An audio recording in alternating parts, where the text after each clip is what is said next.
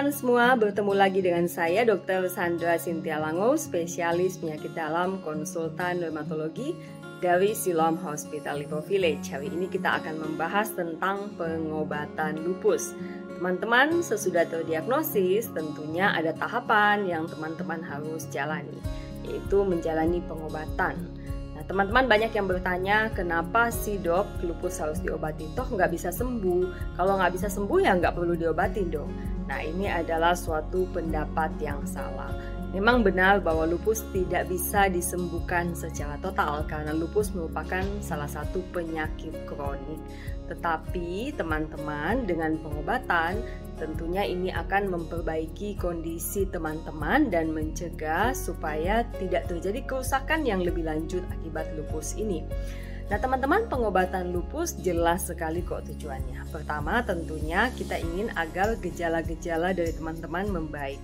Misalnya teman-teman yang datang dengan nyeri sendi yang hebat, dengan bercak-bercak kulit. Nah, ini tentunya dengan pengobatan kita mengharapkan supaya nyeri sendinya membaik dan bercak-bercak kulitnya menghilang. Nah, teman-teman, kemudian tujuan yang lain adalah kita hendak mencegah jangan sampai terjadi kerusakan pada organ tubuh. Nah, misalnya teman-teman seorang penyandang lupus yang pada awal terdiagnosis hanya mengenai sendi, hanya mengenai kulit. Nah, kita tentu tidak ingin teman-teman terjadi gangguan pada organ-organ yang lain. Misalnya pada ginjal, pada otak, pada paru, dan pada jantung. Nah, tentunya pengobatan ini bertujuan untuk mencegah, adalah merupakan suatu usaha untuk mencegah supaya organ-organ tubuh teman-teman tidak menjadi rusak. Nah, teman-teman, tujuan yang ketiga dari pengobatan lupus ini tentunya kita ingin agar teman-teman memiliki kualitas hidup yang baik.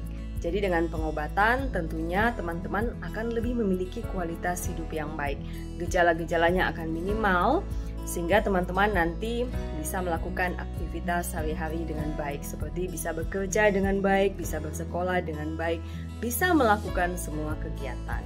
Nah teman-teman, bagaimana dengan pengobatan lupus? Nah, pengobatan lupus ini tentunya seperti semua penyakit yang lain dibagi atas dua. Yang pertama adalah pengobatan medikamentosa atau dengan obat, dan tentunya yang kedua adalah pengobatan non-medikamentosa.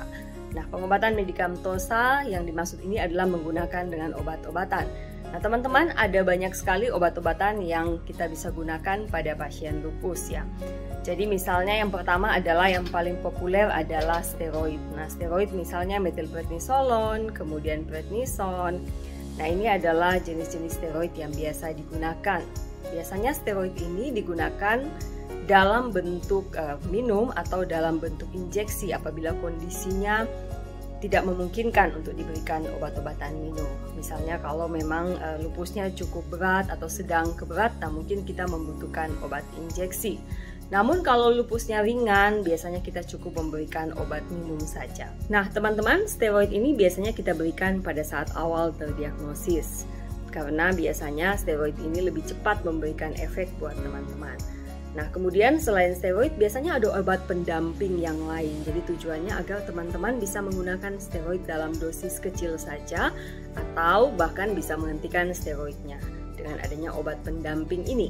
Obat pendamping ini misalnya hidroksikloroquine, kemudian mycophenolate mofetil, azathioprine, dan berbagai obat yang lain. Jadi obat yang kedua yang bisa kita gunakan pada pasien lupus adalah hidroksikloroquine atau kloroquine yang dikenal sebagai obat malaria. Dan yang ketiga adalah golongan-golongan obat imunosupresan yang sudah saya sebutkan tadi, seperti mycophenolate mofetil, mycophenolate acid, kemudian azathioprine, ada cyclophosphamide ataupun methotrexate. Nah teman-teman, obat-obatan apa lain lagi yang bisa digunakan pada lupus? Nah pada kondisi-kondisi tertentu biasa dokter bisa juga menggunakan golongan biologic agent, misalnya belimumab, atau obat-obat yang bekerja pada sel B yang disebut dengan rituximab. Atau misalnya pada kondisi tertentu juga bisa digunakan imunoglobulin. Nah teman-teman, pengobatan lupus ini berbeda loh pada satu orang dengan orang yang lain. Jadi mungkin teman-teman jangan menanyakan pada teman-teman yang lupus yang lain, kok obat kamu beda, kok obat saya beda. Jadi memang benar bahwa pengobatan lupus ini bisa berbeda pada orang yang satu dan orang yang lain. Nah, apa yang membuat pengobatan ini berbeda? Pengobatan ini berbeda tentunya bergantung pada banyak hal. Yang pertama adalah berat ringannya kondisi teman-teman. Nah, tentunya orang yang ringan sekali kondisinya, biasanya obatnya minimal, misalnya steroidnya cukup dosis rendah dan hanya menggunakan hidroksikloroquine. Sebaliknya kalau memang kondisinya sedang ataupun berat, tentunya dia akan menggunakan obat-obat imunosupresan lain yang saya sudah sebutkan tadi. Nah, kemudian selain dari berat ringannya penyakit, yang membedakan pengobatan teman-teman dengan orang yang lain adalah keterlibatan organ yang terlibat. Jadi misalnya teman-teman lupus yang hanya keterlibatan pada sendi atau pada kulit, ini akan berbeda pengobatannya dengan yang ada keterlibatan pada otak atau keterlibatan pada ginjal. Nah, regimen pengobatannya akan berbeda.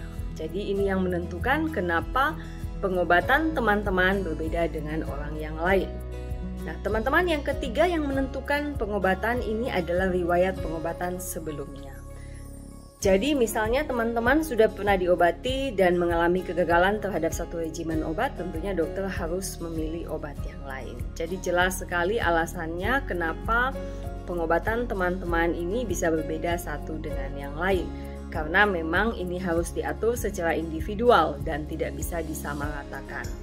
Nah, teman-teman, bagaimana dengan pengobatan non-medikamentosa atau non-obat ya dalam hal ini? Jadi teman-teman, untuk pengobatan non-medikamentosa tentunya kita memberikan anjuran untuk pola hidup sehat. Pola hidup sehat yang seperti apa? Pertama, kita menganjurkan untuk menghindari matahari karena pada beberapa penelitian matahari ini bisa memicu terjadinya flare atau kumat pada lupus. Jadi sebaiknya kita menghindari untuk matahari atau berjemur ya teman-teman, lupus khusus untuk lupus tapi tidak untuk autoimun yang lain. Nah teman-teman, yang kedua adalah teman-teman dianjurkan untuk melakukan pola hidup sehat yang umum seperti makan yang seimbang dan teratur. Jadi sebaiknya melakukan pola diet yang seimbang ya teman-teman. Jadi mengutamakan makan buah-buahan dan sayur dan mengurangi daging merah, produk-produk gorengan misalnya harus dikurangi, yang berlemak tinggi ini juga harus dibatasi. Tapi yang penting adalah teman-teman tidak boleh melakukan pembatasan makanan secara berlebihan sehingga menimbulkan malnutrisi. Nah, ini juga berbahaya buat kita. Nah, teman-teman sekalian, selain itu juga kita dianjurkan untuk beristirahat teratur, kemudian manajemen stres, jangan terlalu khawatir akan penyakitnya, tetap berbicara dan berkonsultasi dengan dokter, kemudian harus ada olahraga yang teratur. Teman-teman, demikian sekilas tentang pengobatan lupus. Semoga kita lebih paham kenapa obat-obatan mungkin berbeda dengan teman kita yang sama-sama lupus. Dan dengan pengobatan yang teratur, diharapkan teman-teman bisa mencapai kualitas hidup yang baik. Demikian penjelasan saya, sampai bertemu lagi di Instagram Autoimmune Rheumatic Info edisi selanjutnya. Terima kasih.